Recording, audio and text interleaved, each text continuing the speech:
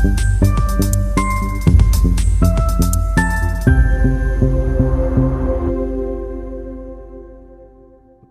morning and welcome to today's forum on psychological safety, why 93% of leaders believe in it and 70% fail to deliver it. Thanks so very much for joining us. My name is Jerry Blenman, Executive Director of the Caribbean Center for Organizational Excellence and host for this morning's forum. Now, let's talk a little about psychological safety and give context to our conversation this morning. Psychological safety has become one of the most cited drivers of high performance, innovation, and resilience in modern organizations. Yet, despite near universal agreement on its importance, most organizations actually struggle to translate belief into reality. Today's forum will explore this gap and as well explore well-founded research that clearly demonstrates that psychological safety is not an individual trait or a leadership style, but a team condition that's shaped by systems, shaped by norms, shaped by incentives, and everyday operational practices. As well, we will explore the greater, often overlooked relational link between psychological safety, institutional performance, and productivity. To explore this subject is Alison Beckles, founder and lead consultant at Clarenne Consulting, and we are so delighted to have Alison, who is so very passionate about these elements of people development. As an executive coach and training facilitator, she supports leaders and teams in navigating pivotal transitions, building trust and psychological safety, and transforming challenges into substantial growth. With a background spanning corporate, nonprofit, and consulting environments, Alison brings over 15 years of leadership experience to her work. She has run consultancies, served as a non-executive director, and held senior people and cultural roles. And this gives her, something of a very deep practical understanding of the pressure, the ambiguity, and the responsibility that leaders face, particularly at moments of transition and challenge. Alison's work is grounded in organizational psychology and blends executive coaching with evidence-based leadership and team development. And so with that, I want to say once again, welcome, Alison. I want to say welcome to our entire audience. And we are well aware that we do have both a regional and global audience with us this morning. We encourage you to post any comments you have in the chat, as well as any questions. We will have an extensive period where we unpack this particular subject this morning. Please feel free to drop your comments and questions in, and we will address those. But with that, I want to hand over to Alison, and please go right on ahead. Thank you very much, Jerry. It is such a pleasure to be here, to be having this discussion with you. We've been talking about our excitement for this topic for the last few weeks, so now the time is here. There's no here, and I look forward to the discussion, and I look forward to hearing the comments and the questions from the audience as well. So to set the stage, I just want to set the stage a little bit with a story. So back in the early 1990s, Ferrari, everybody knows Ferrari. It was a disaster. They hadn't won a F1 title in over a decade. And Ross Brawn, who was the technical director at the point in time, he famously recalled that when a part of the car failed, the first instinct of the mechanic was not to fix the part, it was to prove it was not their fault. That was their first instinct. And they spent more time writing these memos to cover their backs as opposed to designing the vehicles. That's the type of environment that they were operating in. But the turning point happened when Ross and the GM at the time, a guy named John Todd, they realized that in order to build a faster car, they had to build a safer culture. And they implemented a no blame mandate as part of this process. So now it's 1999 and the European Grand Prix is going on. And Eddie Irvine, who was the Ferrari's title contender at the point in time, he pulled into the pit. And in the confusion, the crew lost a tire. They could not find his tire. And for 30 agonizing seconds, he sat motionless until, well, the mechanics, were scrambling trying to find this tire. And for context, it took about, at that point in time, it took about 6 to 10 seconds to get back onto the track. But he was in that pit for 30 seconds. And because of this delay, he absolutely scored no points for that particular race. And he eventually lost the world championships by 2 points. So as you can imagine, the Italian media, the Ferrari board, everybody is up in arms and they're demanding heads on a platter and everything. And of course, the traditional move would have been to fire the mechanic that was responsible. But Ross stuck to his no blame mandate and he shielded the crew, shielded that mechanic from being fired and from all of the vitriol that was being leveled at him. And this is why he did it. This was his logic. He said, we just spent a world championship educating this mechanic. Why would I fire him now that he is the most experienced person in the pit? So Braun realized that the error wasn't because of a bad employee, it was because of a bad system. No, because the team felt safe to speak up about anything that went wrong because they weren't afraid of being fired or being publicly ridiculed. They redesigned their communication tools. And this led to them, I think it's the same like spotlights. If anybody's into F1 right now, like the spotlight system they use right now, that's the system that they redesigned. And that same failure prone team who lost that tire, they became Ferrari's dream team and they won the next 6 consecutive constructor championships because of what they did with psychological safety. So for those who are in the audience, I've got a question for you. You've got 4 options. So I would like to see you put in the chat which one of these is more you. So say you know the culture that you're operating in within your immediate team. So if you were in that same situation and you had just lost a tire, in your biggest project and it cost the company £250,000 or $250,000, what would happen next? What would be it for you? Would it be one? So you could put one if this is you, that you would be immediately fired, escorted out by security, your Slack access and Teams access revoked before you even reach the parking lot. So would that be you? Would you be two?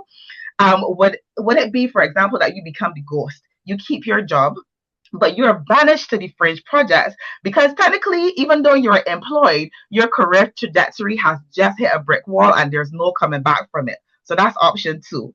Option 3, you've got the Ferrari turnaround. So, a blameless post-mortem was held and people ignored who did it. That was not the concern. The concern was how the system allowed this to happen. Or 4, you get a promotion. Your boss thanks you for this £250,000 education and gives you more responsibility because now you are the least likely person to ever miss a tire again. So I would like you to put in the chat which one of those would be your situation. Would you be a 1 fired, 2 you don't get a promotion for the next however long you're with that company, 3 you focus on the system becomes the issue, or 4 you got a promotion out of it? I am so curious to see what numbers come in here.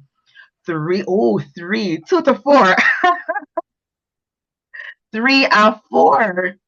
Oh, wow, people are saying promotions as well. 3, lovely.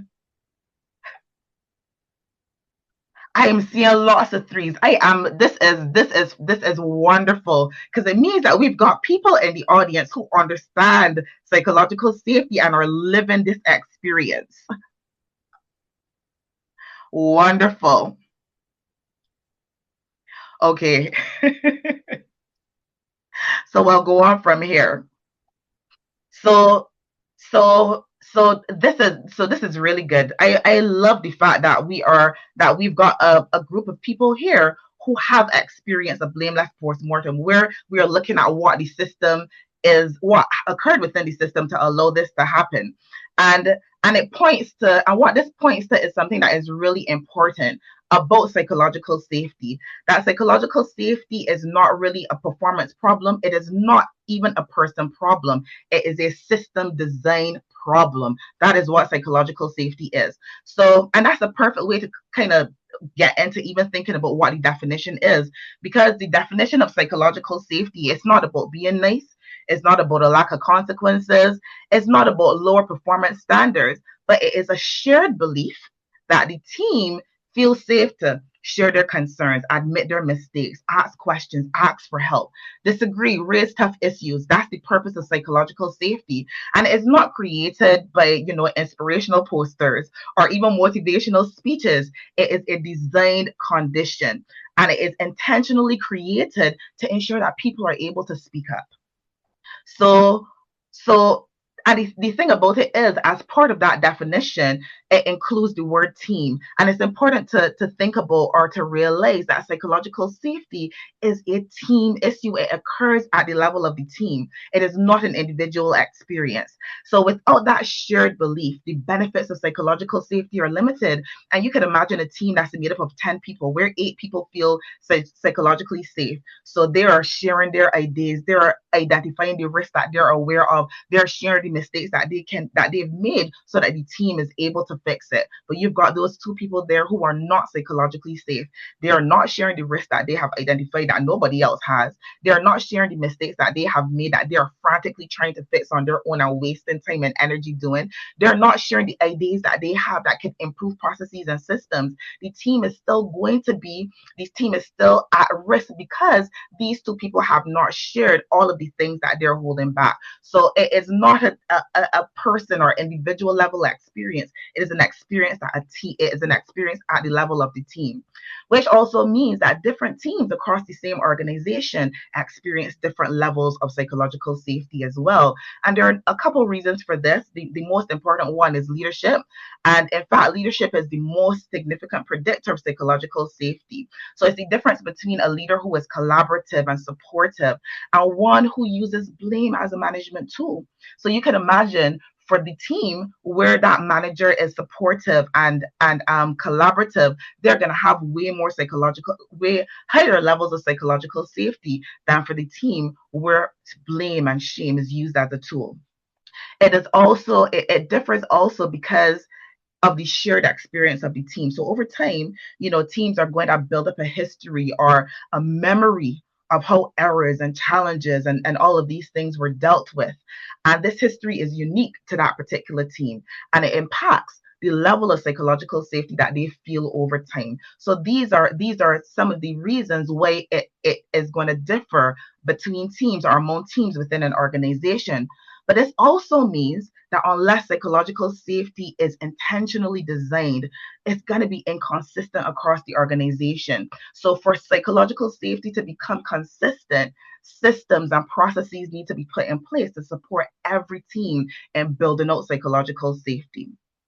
And, finally, as part of this introduction, like the title of the webinar includes that factoid, 93% of leaders believe in it. And the question is why? Like, why is it good? But what we know from research is that across sectors, and we're talking about a wide range of sectors, healthcare, aviation, tech, manufacturing, the pattern is the same. Psychological safety enables coveted outcomes like learning and innovation, employee engagement and retention, financial and operational performance. These are the things that psychological safety drives. So, with that foundation in place, I am going to turn over to the conversational part between Jerry and I, so that we can explore what way this gap exists and what we can practically do to close it. Thank you so very much, Alison. And in summary, if you had to put a definition on psychological safety, what would that definition be? For me, psychological safety is about candor.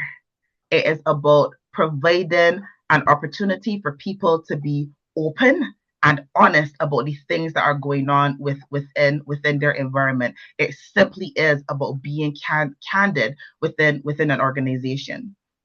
Yeah. And so you have positioned this conversation this morning around a hypothesis that suggests that 93% of leaders believe in it, but a significant percentage, 70% of them, don't actually practice it. Why do you think organizations actually struggle to operationalize something they claim to be of such great value to an organization? You can't have, in other words, 93% believing in it and only 70% of them actually working towards the establishment of it as a real part of the dynamic, the organizational dynamic. What are some of the hindrances? Yeah, and I think there are a number of things that lead in or that leads to this. I think one, there's this idea, this traditional belief, I would call it, that leaders have all the answers. They are the leaders because they know. They have some divine knowledge that have been intuited into them, and they have all the answers. And because there is that pressure to know, there's that pressure to have all the answers, then they are less likely, or it is harder for them to model things like vulnerability. And vulnerability is foundational to psychological safety. So if they are asking other people to be vulnerable, but they are not being vulnerable themselves, then there is no reason for anyone else in the organization to be, because my leader is not. They are not modeling this behavior for me. So I think that is one, like this idea that leaders have all of this, knowledge, and they have all the answers. I think another reason why it is not embedded in the way that it should be is because we often have like a very disparate approach to embedding psychological safety, as opposed to doing it in a systemic way. So, for example, you know, managers would be trained on psychological safety, and they go away and they get all of this great knowledge, but they're returning into a system or into an environment that does not allow them to implement their learning. They can't make the changes that they need to make. The suggestions that they would like that they have made are hitting a brick wall. So they're going back to operate within an environment that really is silencing voice and silencing people speaking up. So that's another thing, this disparate way in which psychological safety is embedded. Yeah, But you hold up here a minute, Alison. Hold up uh-huh. here a minute. Hold up here a Okay. minute. You're saying that Hmm. leaders Yes. have been trained and empowered to change environments, and then they come back to environments that they cannot change. I'm That saying that I'm saying that a lot of managers as well, managers, team okay, leaders are okay. are are being trained, and because I would say to a lot of the work for psychological safety has been left to middle managers. It has been left to persons who are doing the day-to-day work of managing operational teams, and they do have a level of impact and change within their specific team, but they don't always have that influence over the wider organization. And that's where that gap also occurs between what a team is doing and what the wider organization is supporting. And again, you're speaking to some breakdowns that are Yes. important. And you did Yeah. raise the issue that this is systemic, and Yeah. that without the requisite systems to ensure that level of psychological safety, that you will have some breakdowns. So you're saying that there is an obvious breakdown between executive leadership and middle management with regards to driving this whole process of psychological leadership. I see there are a few comments, and we will take these as we go along, as opposed to at the end. I see Jalicia is indicating this is true. Some leaders use their training against the team. Wow, wow, wow, wow, wow. They use their training against the team and the organization. Your comments on that before we go to that given by Aisha. That's That a is that's very interesting. And I actually would ask the question as to what they were trained to do, or if that training has really translated into meaningful change. I was talking to a friend of mine the other day. He is a general manager at a company, and one of the things that he was saying is when he goes to different companies within the brand that he works, he always does training for his staff. Always does training for his staff. But one of the things that he has realized is as he sits on the training with them, they know the answers. It isn't that they don't need to be trained, but what they are missing is a space to reflect on what that training means for them and for the team. And perhaps this is what Jalissa is talking about. If you don't have the space to reflect, you can use knowledge against people, even though that may not be your intention. But you are trying to get something done, and you are going to use everything that you know to get the thing done, to get the outcome that you want. And sometimes that means that you might make a decision if you're operating in an environment that is not psychologically safe, where outcomes are more important than the process or about getting things right, then you probably will make decisions that can seem as if you are using your training against people because there's no space to reflect, there's no space to make those changes. And I think it's a terrible thing to be in a situation where that happens. But that's the reality that some managers face. I don't know how to get this done, but I know how to influence. I know, how to be persuasive. I'm going to use my tools to get what I need done. Yeah, yeah. And, again, this is pointing back to an organization intentionally putting the necessary systems in place to ensure the environment is one that is psychologically safe. Aisha, who also is an expert in the area of emotional intelligence. And just last week, we had Aisha in a conversation on leading through change. And thank you so very much for weighing in here. Aisha, she indicates, thank you for sharing such important points, Alison. Psychological safety for me is the management viewing their team members as humans. And that means embracing human errors as part of an organic culture and therefore taking that opportunity to then learn from everyone's experiences and growing together collectively. What a powerful point. I know you are ready to comment on this. Go right on ahead. It's such a wonderful point that Aisha made. The whole idea of recognizing that error and mistakes is a part of our human condition.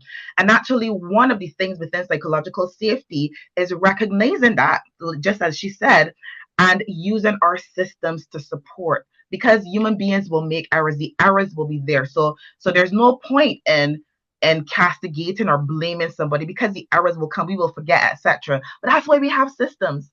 That's why systems are there. Systems are there to block the gap so that when something happens again, the idea is we did not tweak our system for this particular error, for this particular mistake, for this particular inevitability within our human frame. And I think that's something that as organizations we need to think in that particular way. Human beings are fallible. Let's use the systems. Yeah, let's use the technology to plug the gaps because that's what it is there for.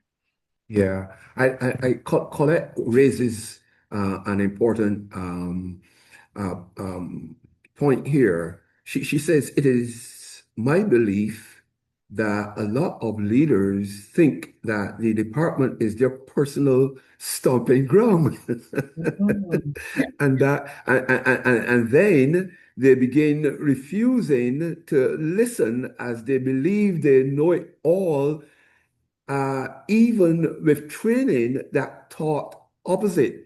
So, I yeah, mean, what she has brought to the table here is that training not being actualized and having, a negative effect upon the organization, so that persons may be in an isolated department. not the Mhm. entire organization, but persons in a particular department, isolated space, may be feeling uncomfortable, psychologically uncomfortable. Your comments on that, Alison?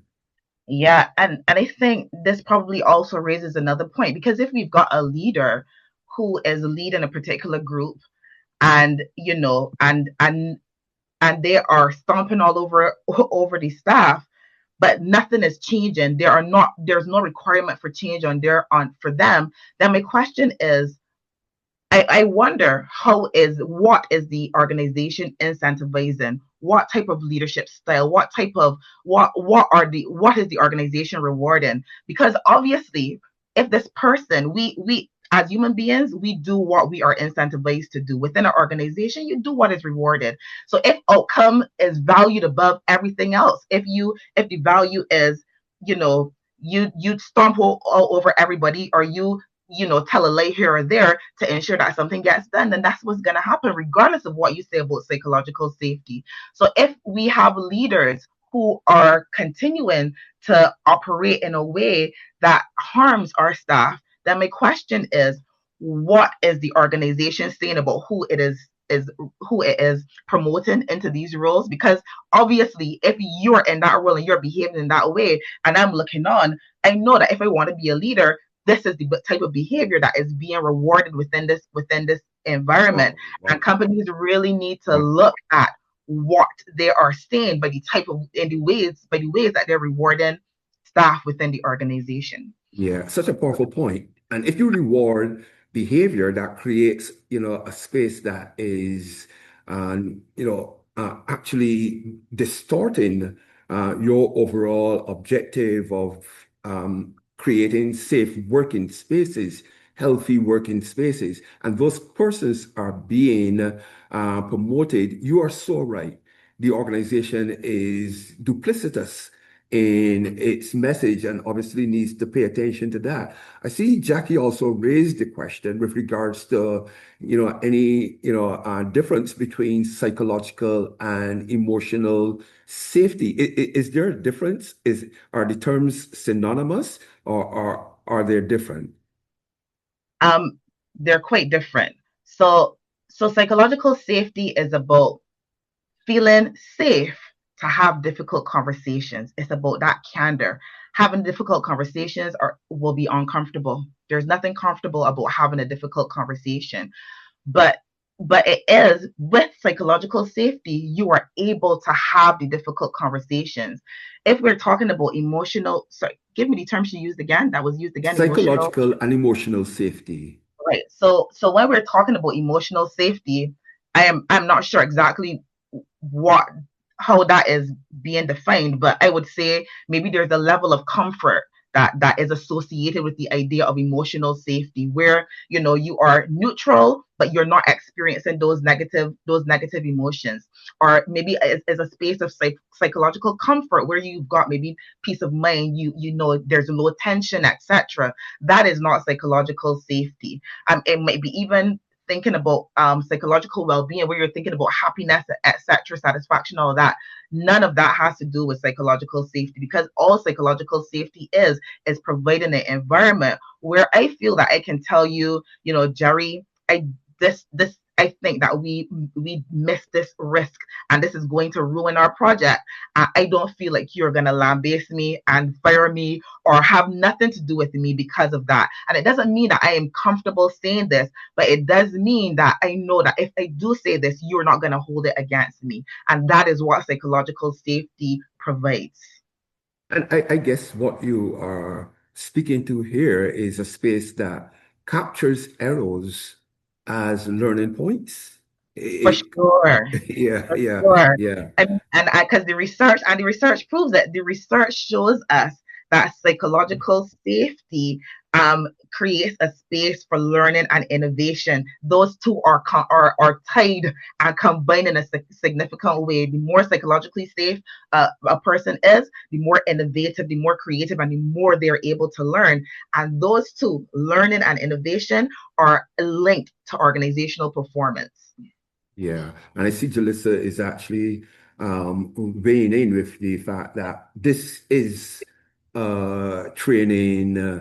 This has to be captured within the training that occurs in the organization. The culture of the organization depends on how far the training will go. And uh, can an organization can an organization train all of its people to practice, effusing a measure of psychological safety? I don't know that the organization can train it, because Yeah. training is only one part of learning. It is then about it is then about providing the opportunity to practice, because that's where learning takes place. You learn a concept, but you only really know the concept when you're able to practice it.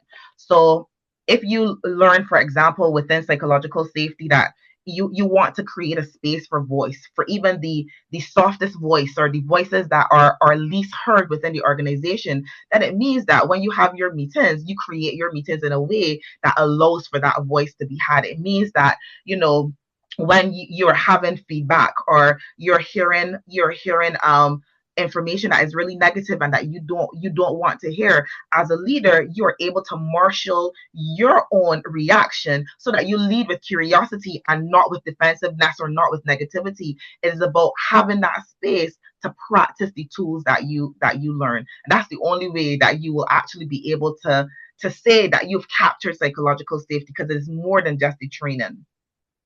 Okay, okay. So, do organizations, in your opinion, do you think organizations often confuse comfort, harmony, or lack of accountability with psychological safety? Oh, for sure.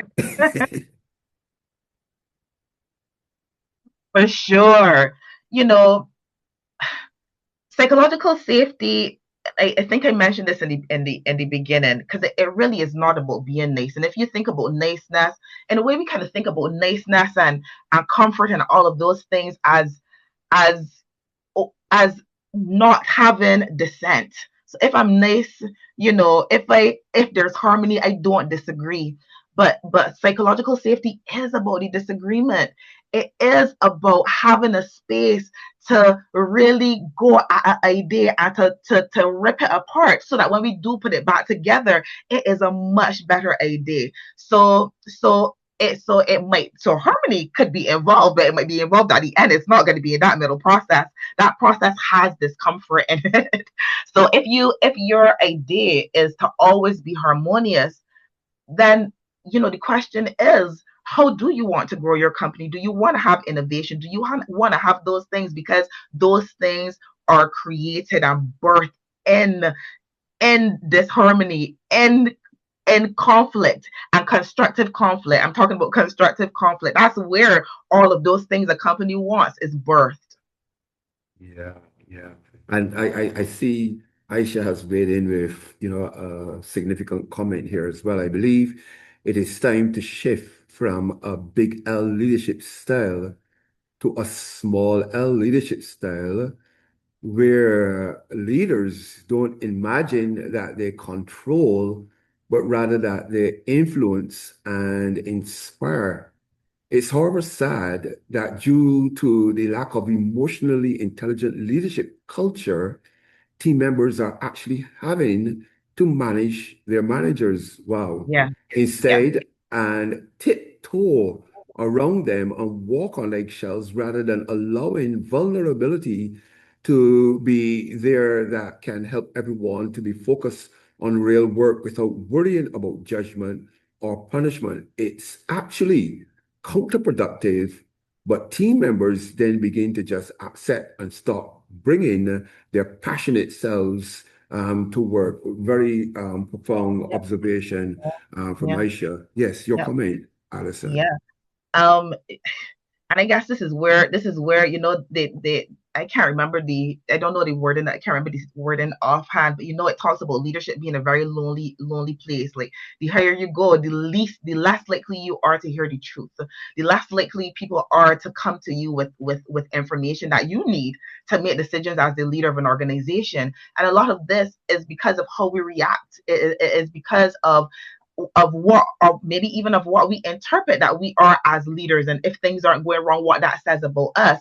And Aisha and even Jerry, we have spoken even within similar forums like this about the importance of soft skills, the importance of being self-aware, the importance of having those particular skills as a leader. If the only thing that you know is how to get the operational stuff done, then you aren't a leader, because leading requires influence, leading requires self-control, leading requires you being able to figure out what is stopping this particular person from being able to do their best. And that means that you need to be able to coach, you need to be able to mentor, and you can't do that if you are focused on, I want this outcome and you all better find a way to give it to me. No, it is about creating that space of vulnerability. And to my last point to this is, we think about vulnerability as being something that is soft, but think about how you feel about a leader who says, look, I don't know the answer to this question that you've asked, but I can figure it out. Or let's kind of discuss. Let's see who else we can bring in to have this discussion Yes. and find the answer, as opposed to a leader who tells you, "Oh, I know," and he Yeah. goes on or she goes on their own, and they do something, and then it turns out that it's not the best thing. You are way more open and way more trusting of that leader who shows that level of vulnerability, and they haven't done or shared a whole bunch of anything. All they've said is, I really don't know, but we can find this out together. And they invite the expertise in. Yeah, powerful. Yeah. And I mean, we had this just last week in our conversation as well. The value of being vulnerable. And that may sound, to be something of an oxymoron, opposing forces, but there is value in being vulnerable. Yeah, And leaders who can appreciate the value in vulnerability actually create some of the most powerful teams for and sure. are, among, those who are classified to be distinctive, the most distinctive leaders. Yeah. Now, can in this regard, can you actually have what may be classified to be a high performance team in a space that is not psychologically safe? I mean, they almost seem to be two opposites, but Yeah, yeah, that's yeah, where I'm yeah, going yeah, with yeah, that. yeah, yeah. Can they I exist? Do would they say, exist together? yeah. People say yes, that it does exist, but it is not sustainable. And if you know the work of Amy Edmondson, for those who might be familiar with the work of Amy Edmondson, she has a beautiful description of this, where she looks at the relationship between psychological safety and performance. And she's got this zone where, and that describes exactly what you're talking about, Jerry, where there's a zone of low psychological safety and high performance, and she calls it the anxiety zone. And this environment is fueled by fear. True innovation and creativity does not exist within that environment. So what happens is that particular team who is operating in this anxiety zone, they are very good at doing a specific job. When it comes to this specific task or this thing, they do it excellently. But that excellence is fragile, because if it is that something happens that they don't expect, they aren't able to pivot, because nobody is going to bring that information into the team. They're not going to be able to have the discussions that they need to ensure that they're able to change and to make the adjustments that are necessary. So that is fragile. But then also, when we think about the anxiety zone, people cannot continually operate in a space of fear over a long time. That's where burnout happens. And that's why people leave organizations or even leave teams within organizations, because they cannot continue to exist at those high levels of anxiety over a long period of time. So in the short run, yes, you can get high performance out of a team that does not have that has low psychological safety, but it is not a sustainable way of performing. Yeah, and again, these, to my mind, represent um, either some of the outcomes of poor leadership, or leadership that is not sensitive Yeah. to these important principles with regards to effectively managing the organization and people within an organization. Would you in your professional um, from your professional perspective, um, would you say that there are signs that leaders should be mindful of, behavioral signals, that safety is probably being eroded in the organization? What as a leader should I look out for to suggest that safety is probably even present, or for that matter, eroding? Yeah. Yeah. One of the first things that comes to mind is, the after meeting. You Wow, know, wow, wow, wow, you wow. know when you've got a meeting, but then afterwards, colleagues get together and wizzy, they might call one another, they may be on Teams or Slack or whatever, and then they have their real conversation there. It doesn't happen in the meeting, it happens outside of the meeting at the water coolers, where we were a more physical type of office, a workspace. That's where that is a significant indicator that safety does not exist within a particular team, and even like self-censorship. So even if we think about being us, or we operating in a more remote and hybrid environment, like if a question is asked or something like that, and you see somebody unmute themselves and then mute back themselves, or they open their mouth, you're in a meeting, somebody open their mouth to talk, and then they shut their mouths again, and they don't say what is on their mind.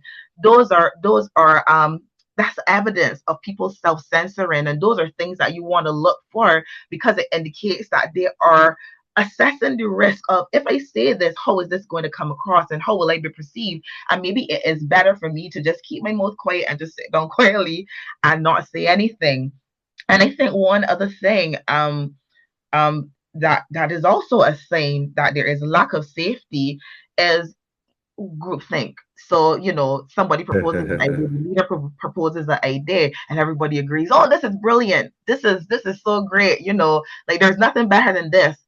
People aren't asking critical questions, or even trying to refine the idea more, because it is an idea, and as a group we are coming together to refine. So when we come to a space where we just accept the idea that is there, unanimous agreement, no debate, that, which is impossible if you've got so many different people with so many different experiences. That's impossible that everybody is unanimously agreed to this. So to me, those are signs that people are self-censoring, and that you should ask yourself the question, could we increase the level of safety within this team?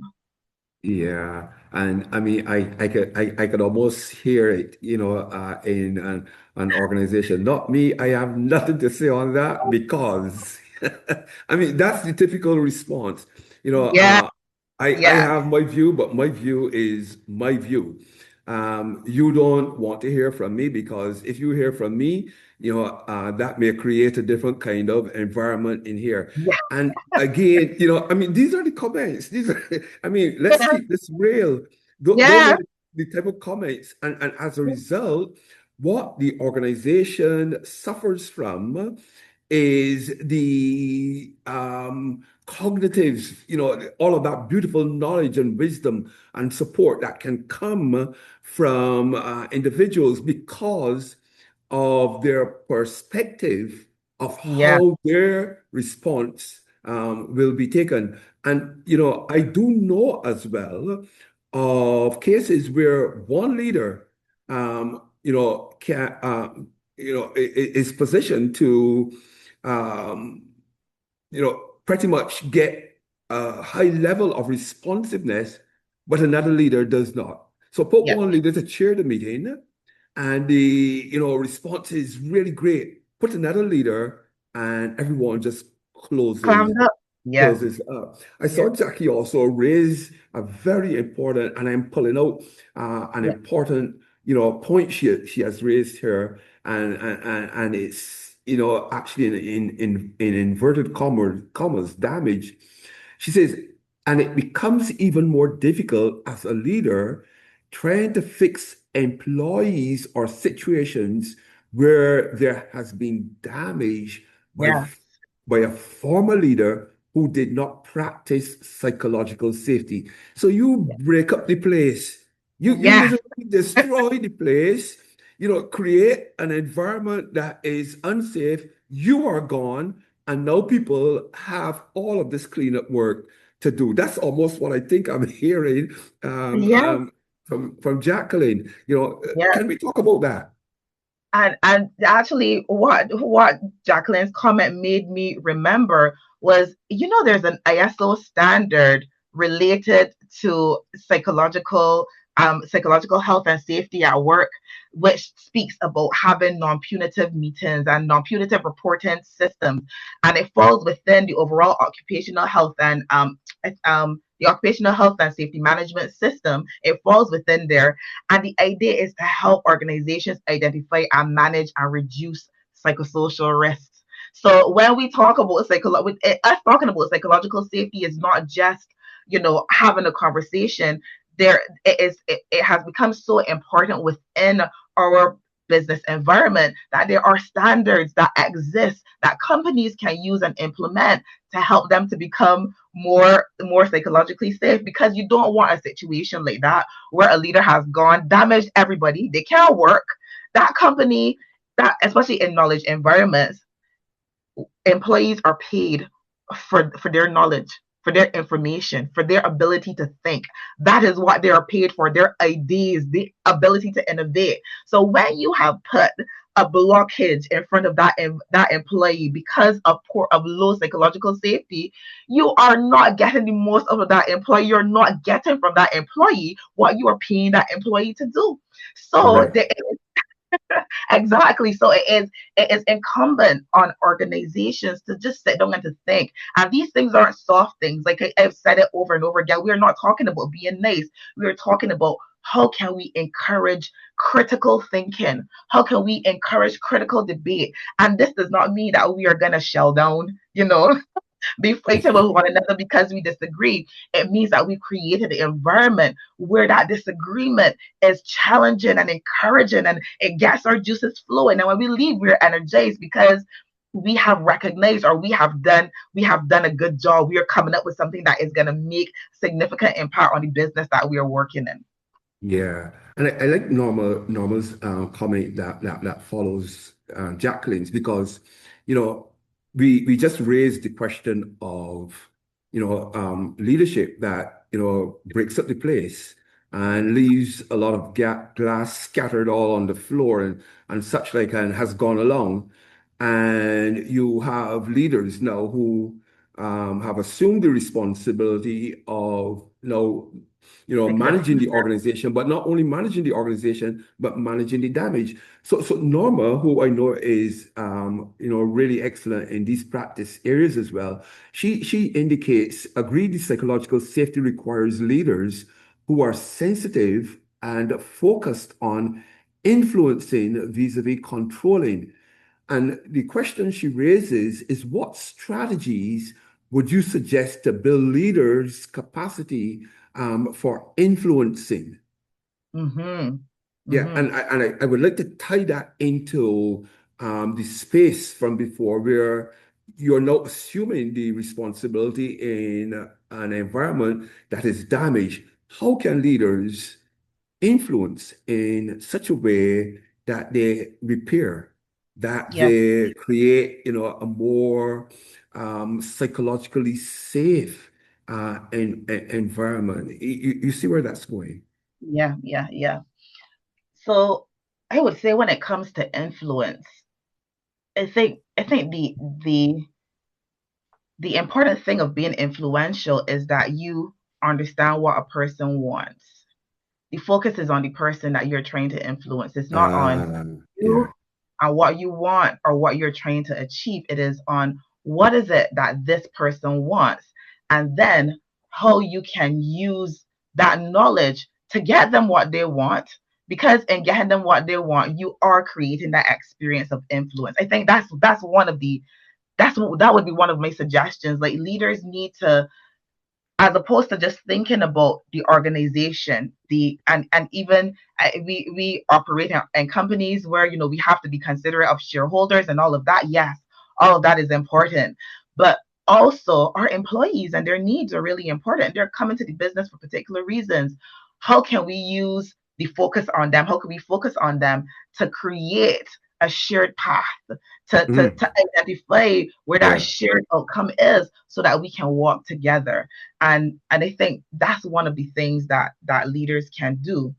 And then to your question, Jerry, about like what can leaders do to repair, what has gone before. And I think maybe one of the first things that they have to do is admit that it was wrong. Admit that Ah, yes. made, admit that employees were badly treated. But then beyond just that, then it is, what are the steps that they're going to put in place to ensure that that bad treatment doesn't happen again? Because it's okay for you to tell me, I am really sorry. And you are. And I can sense it and feel it from you. I know that you're genuine. The next step in an apology or the next step in repair is, what are you going to do differently? Because that Yeah. is where trust is built. That is where I can say, I believe that you are going to do, I can see that you're doing something different. I can allow my heart to begin to open up a little bit more and be more vulnerable within this workplace, and let the things that I see, and the things as they come in. So yeah, so that would be my next step when it comes to your question, Jerry. Yes. And I see Aisha has said, just wondering, have you ever seen any manager actually take a stand for their team members against their seniors? As managers are sadly often caught up between the two Yeah. sides. And, you go ahead and then I have a comment to make on that. Yeah, she said that, and I remember the director of a company that I was in, and this director was very passionate about the people and ensuring that psychological safety as one of the things, but so that but ensuring that the staff were well taken care of. And boy, was she say what this person was sidelined. Boy, this person was sidelined, and that's because, again, within the executive team, they did not have the same vision or the same understanding of what was important. So this director's voice was a lone voice speaking out and crying out in the wilderness, and it was not reciprocated by others. And because of that, they did not have psychological safety within that team, and they experienced this. Like, we talked about being safe. Psychological safety is about feeling safety for interpersonal risk, which is, you don't want to be sidelined, you don't want to be embarrassed, you don't want to be, left alone. And this person was sidelined as part of that team because they did stand out. So yes, they can be repercussions if everybody is not on the same page. And my comment is this. I'm not an HR professional, but I have managed large teams. Yes. And my background, as you know, is finance, economics, Yeah. business. But I've managed large teams. Yeah. And what I do know is this, that if you, as an individual manager with responsibility for a team, and I said with responsibility for a team, and I actually just said with responsibility for a team, Noted. can take responsibility for that team Yeah. and ensure protection across all dimensions of their experience in the organization, I am of the firm view that you are an excellent manager. Yeah. You But are an Jerry, excellent manager. you are. And but I also want to say, right, that's a lot of work for a manager.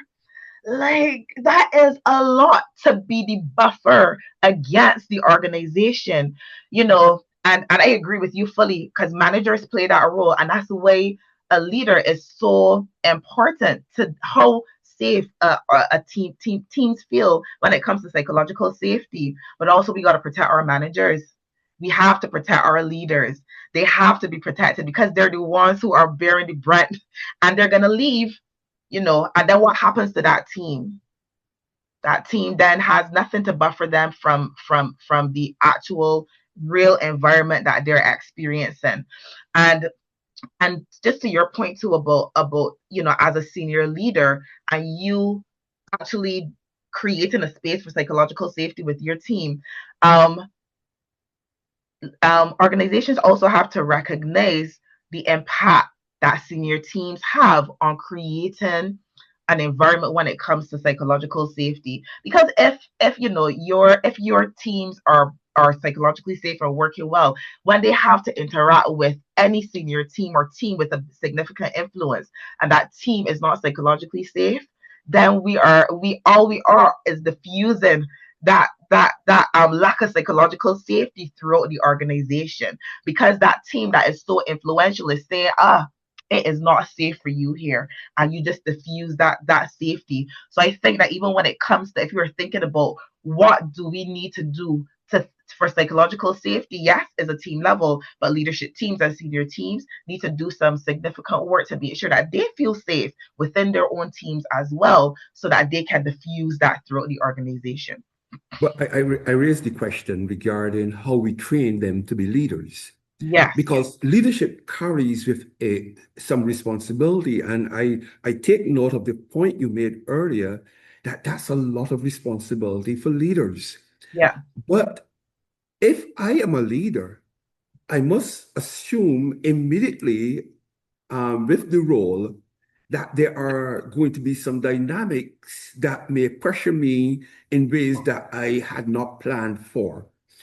And because we operate in very dynamic environments, be it, an institution across a region or whatever, leadership has to be well positioned with the knowledge that the dynamics may change and they may not necessarily be in my favor.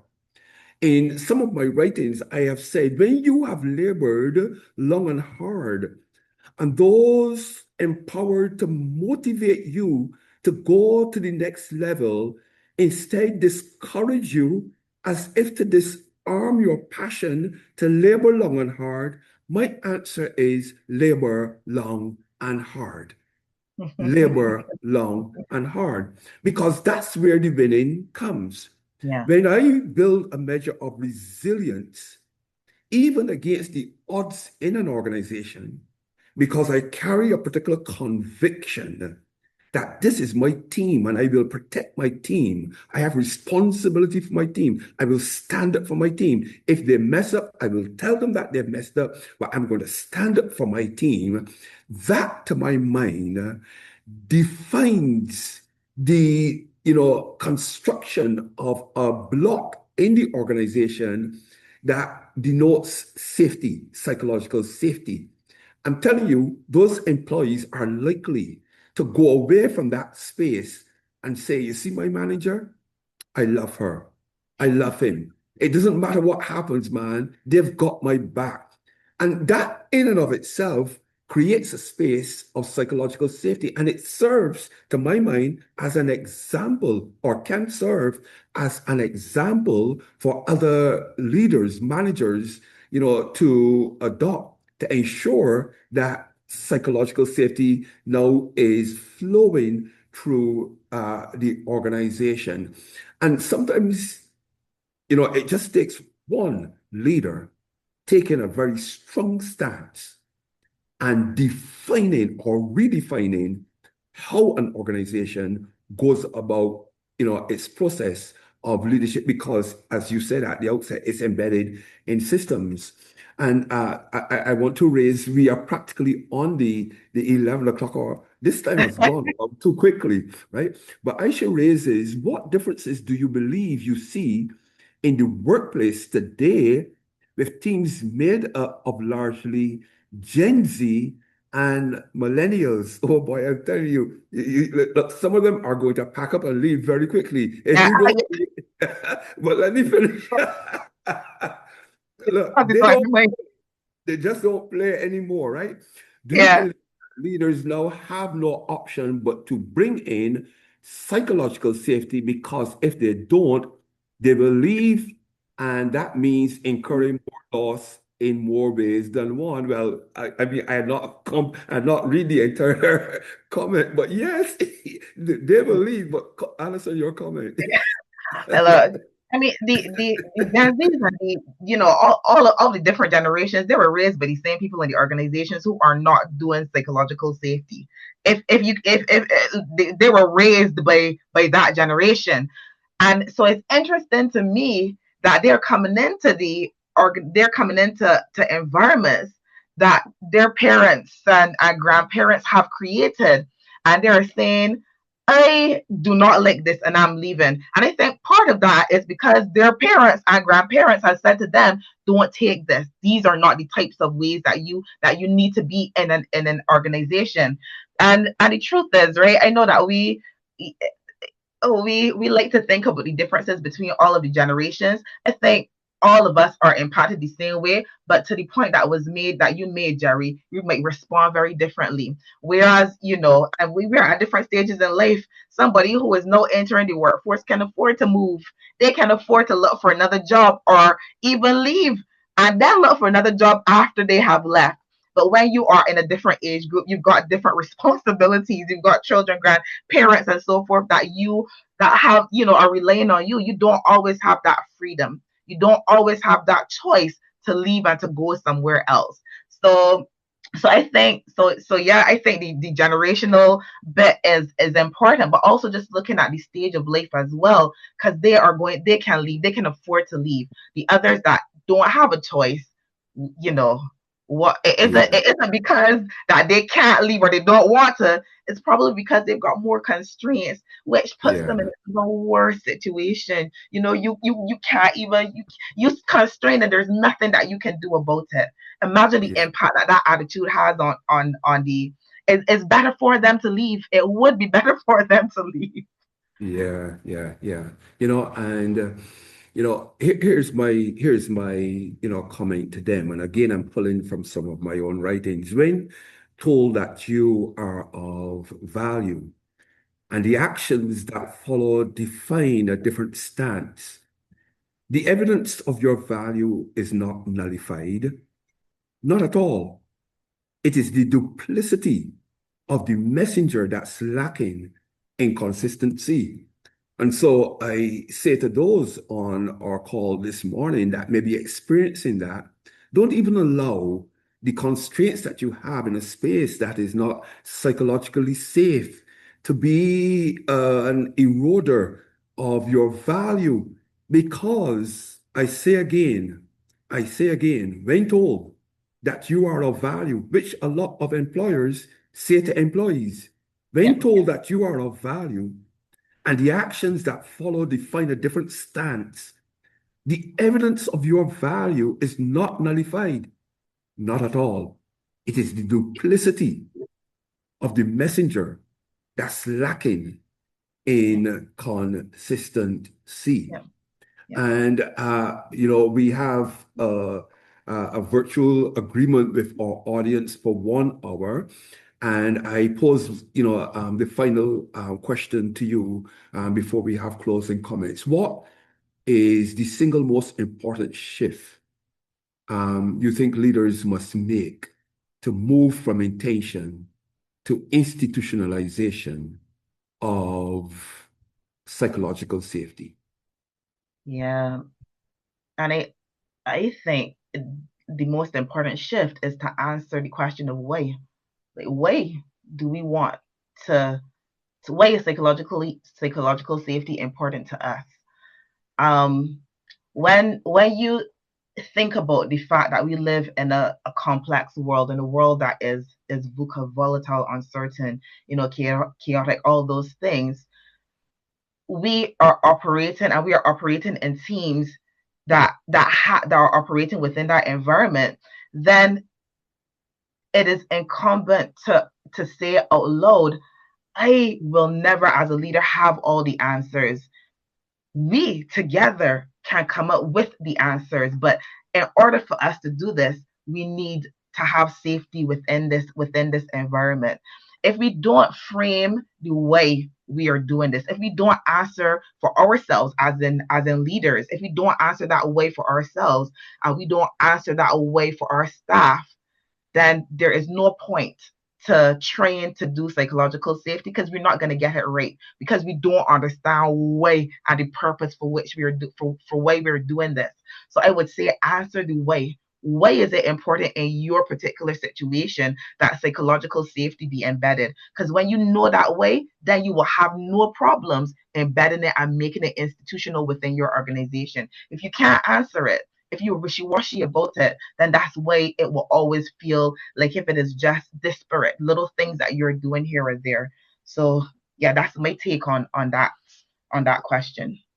Thank you so very much, Alison. And it's been such a joy to have you. I want to leave our audience with just one more important quote within the context of this conversation, because very often, I mean, we never got to, psychological safety and productivity, but very often, persons are actually hindered from being their most productive self because the space does not allow them to, excel, to optimize, their skills, their talents. But here's what I say again from some writings. Many a man has been hindered from progressing in purpose and fulfilling their role as citizens of Earth on account of many a man blocking his way Mm. and weakening his resolve. Yeah, yeah. Here is my stated position to you. Mind not such. They are cowards in disguise who have little ambition. Know them, but have no Mm, time for them, mm, you know? And even in the midst of a difficult space that you may be operating in, where you don't feel psychologically safe, know them, yeah. but don't have any time for them. Mm-hmm. And be the engine of change that you can be. Be the motivator that you can be. And I like the term that was used earlier. You probably can be the manager of managers Yeah. if you are in a leadership role. And if you're not in a leadership role, maybe it's time that you learn how to manage your manager. Yes. Whatever happens, whatever happens, whatever happens, don't Ah, allow purpose that has been designed and established in you as a bona fide citizen of planet Earth to be eroded by anyone, yeah. by anyone, by anything. Thank you so very much, Alison. It's been such a joy Uh, to have you. it was And we a have not pleasure. even touched the surface of this. I had a We hundred have more questions. not. But so much appreciated. And to your audience, thank you so very much for being part of this conversation. Those of you who waited with those excellent questions and comments, thank you so very much. We appreciate it. And we look forward to you joining us on some additional conversations. We invite you to go to our events page on our site because we have yet another conversation coming up on emotional intelligence with Aisha Shrestha, who also has been waiting on this conversation this morning. Thank you so very much, and the very best to you. Have yourselves a wonderful day. Take care now.